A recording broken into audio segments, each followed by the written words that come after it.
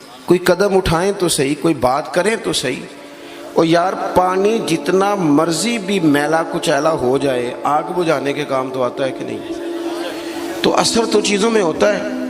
تو چڑیا نے اپنی چونچ میں، باقی تو نہ ساتھ چلیں، تو اس نے اپنی چونچ میں پانی کے چند قطرے بھرے جتنے آ سکتے تھے، اور لا کے حضرت ابراہیم کے لیے جو آگ جلائی گئی تھی اس کے قریب چھوڑے۔ ادھر سے رب کا حکم آ گیا، آگ میرے ابراہیم پہ ٹھنڈی ہو جا۔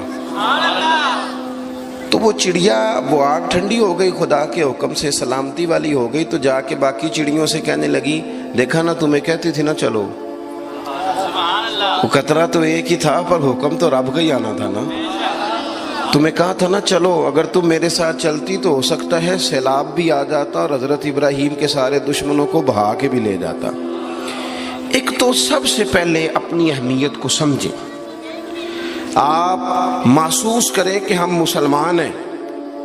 مسلمان جو ہوتا ہے نا، اس کے ساتھ خدائی طاقت ہوتی ہے۔ نبی پاک صلی اللہ تعالی علیہ وسلم نے فرمایا، دعا مومن کا ہتھیار ہے۔ اس کے ساتھ جو خدائی طاقتیں ہیں وہ کافر مشرک کے ساتھ نہیں۔ جب تک یہ سمجھ نہ لیتا کہ اللہ تعالیٰ کی طاقتیں، اس کا فضل میرے ساتھ ہے۔ دیکھیں احد کے میدان میں جب ابو سفیان پکارے، ابھی کلمہ نہیں پڑھتے تھے، وہ پکارے، انہوں نے کہا کہ کدھر ہیں فلاں بن فلاں، فلاں بن فلاں کدھر ہیں، دیکھو تمہارے کتنے لوگ ہم نے شہید کر دیے۔ تو حضور نے صحابہ سے کہا، اسے کہو کہ تم تو کسی مولا کو مانتے نہیں اور ہم کوئی لوارث تو نہیں، ہمارا تو رب رسول ہے۔ ان سے کہو ہمارے جو چلے گئے وہ شہید ہیں، جو بچ گئے وہ غازی ہیں۔ تو پہلے تو مسلمان یہ پہچانے، اور جب پہچان لے اچھے طریقے سے کہ میں مومن ہوں۔ دیکھیں نا، ہم نے ساری زندگی جٹ بن کے، بٹ بن کے، رائی بن کے گزار دی۔ کچھ چاہیے نا کہ زندگی کی کچھ 4 سال مسلمان بن کے بھی گزارے۔ اقبال کہنے لگے، یوں تو سید بھی ہو، مرزا بھی ہو، افغان بھی ہو۔ دل کبھی کرتا ہے کہ اقبال سے پوچھوں، آپ نے سب سے پہلے سید کا ہی نام لے دیا ہے۔ یوں تو سید بھی ہو، مرزا بھی ہو، افغان بھی ہو، اور تم سبھی کچھ ہو، بتاؤ کہ مسلمان بھی ہو۔ نعرہ تکبیر، نعرہ رسالت، نعرہ حیدری۔ تو سب سے پہلی بات تو یہ کہ مسلمان کو سمجھنا۔ دوسری بات یہ کہ جب وہ سمجھ لینا کہ میں ایک مومن ہوں، جس طرح باپ ہونے کی حیثیت سے کوئی ذمہ داریاں ہیں، استاد ہونے کی حیثیت سے کوئی ذمہ داریاں ہیں، ہماری کسی جماعت کا مقتدا ہونے کی حیثیت سے ذمہ، اس طرح بحیثیت مومن بھی ہماری کچھ ڈیوٹیاں ہیں۔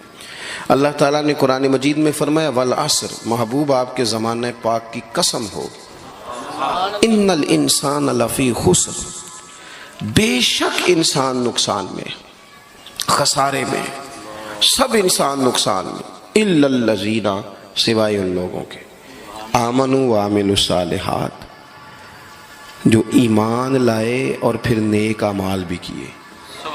نرا ایمان نہیں، آپ جہاں بھی قرآن مجید دیکھیں گے نا، اگرچہ بچائے گا نرا ایمان ہی بندے کو، لیکن یہ جو اعمال صالح ہے نا، یہ ایمان ہی کا ثمرہ ہے، یہ اس کا نتیجہ ہے، یہ اسی کی شاخیں۔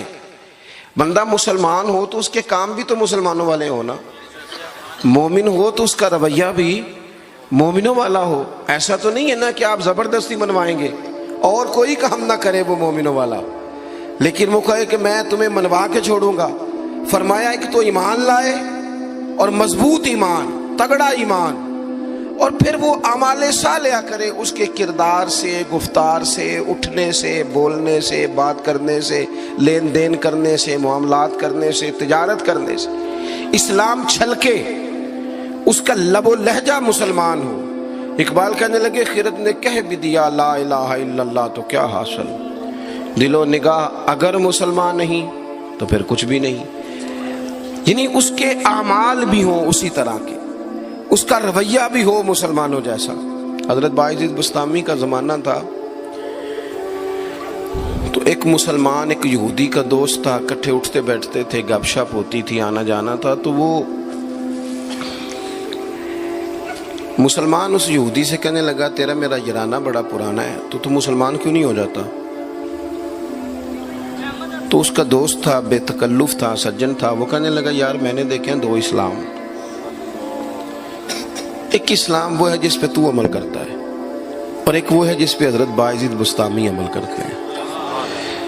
تو میرے ساتھ ہر جگہ چلا جاتا ہے، جہاں تمہارے دین نے منع کیا وہاں بھی چلا جاتا ہے۔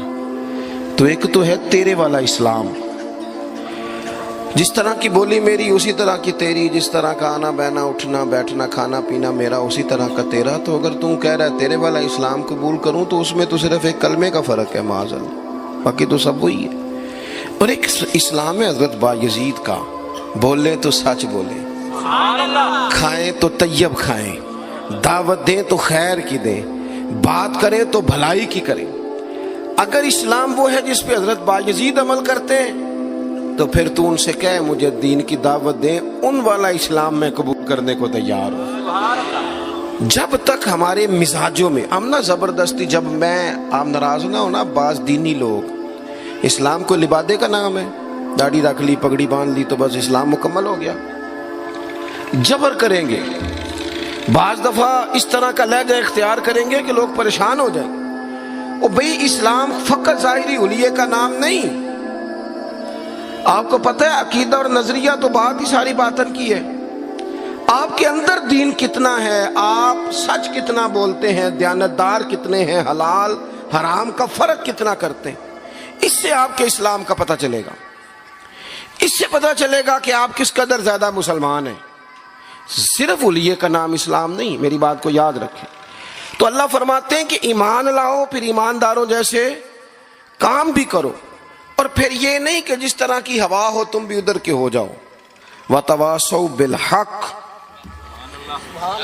تمہارا ایمان بھی ہو، اعمال بھی ہوں، اور تمہیں حق بھی کہنا آتا ہو۔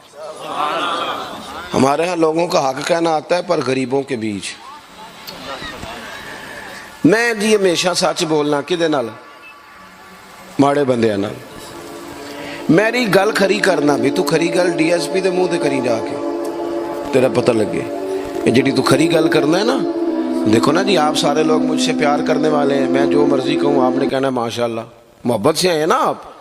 مزہ تو تب ہے کہ ایوان اقتدار میں آپ جائیں، وہاں آپ سچ بات کریں۔ بہت سارے لوگ سچ بولتے ہیں دوسروں کے بارے میں، حالانکہ سب سے زیادہ سچ اپنے بارے میں بولنا چاہیے۔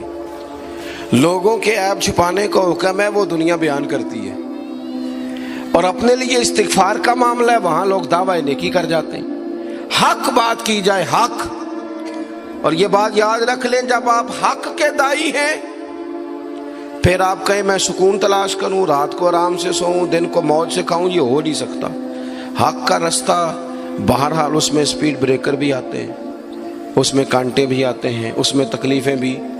حضرت جنید بغدادی نے ایک بندے کا جنازہ پڑھا تو لوگ کہنے لگے جی سارے ہی انہوں چنگا آندے رہے، بندہ ہی کمال تھا، کسی کو شکوہ ہی نہیں، سب ہی اچھا کہتے۔ حضرت جنید بغدادی فرمانے لگے اوہو غلطی ہو گئی، منافق کا جنازہ پڑھ لیے، یہ تو جس کے منہ پہ جاتا تھا اسی کا ہو جاتا تھا۔ آپ فرمانے لگے اگر سچی بات کرتا تو کچھ نہ کچھ مخالف بھی ہوتے۔